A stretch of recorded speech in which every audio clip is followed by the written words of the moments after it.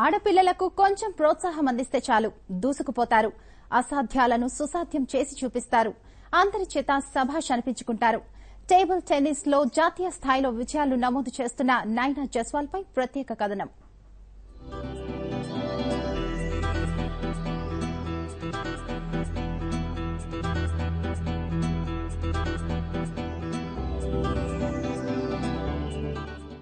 నైనా జైస్వాల్ పరిచయం అక్కర్లేని పేరు.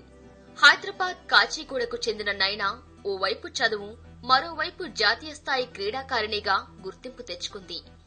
పిన్న వయసులో విభిన్న రంగాల్లో రాణించిన నైనాకు తండ్రి అశ్విన్ కుమార్, తల్లి భాగ్యలక్ష్మిల ప్రోత్సాహం ఎంతో ఉంది. నైనా కేవలం 9 ఏళ్లకే 10వ తరగతి పూర్తి చేసింది.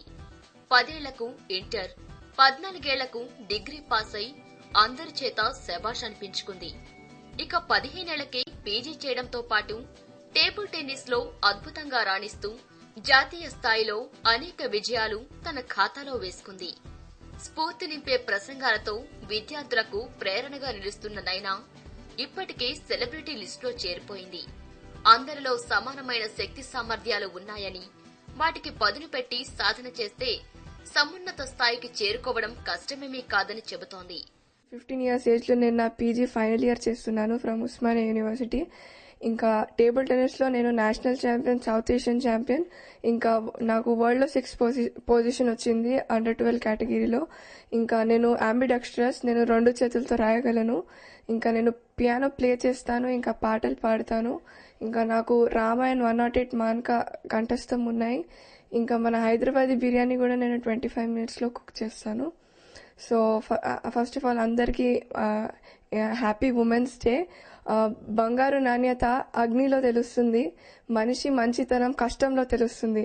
సో మన కష్టార్జితమే మనని బంగారు భవిష్యత్తు వైపు నాంది పలుకుతుంది. అందుమూలాన శ్రమ వృధా చేయకుండా కష్టపడాలి అని నేను భావిస్తున్నాను. పట్టుదల ఉంటే ఒక్క రంగంలోనే కాదు, ఇష్టంగా చేస్తే ఏ రంగంలోనైనా ఏకకాలంలో అవలేలగా లక్ష్యాలను చేరుకోవచ్చనేది నైనా ఫిలాసఫీ. సో ఈ వండర్ కిడ్ తనకిష్టమైన రంగాల్లో దూసుకుపోవాలని విష్ చేద్దామా? Naina, go head.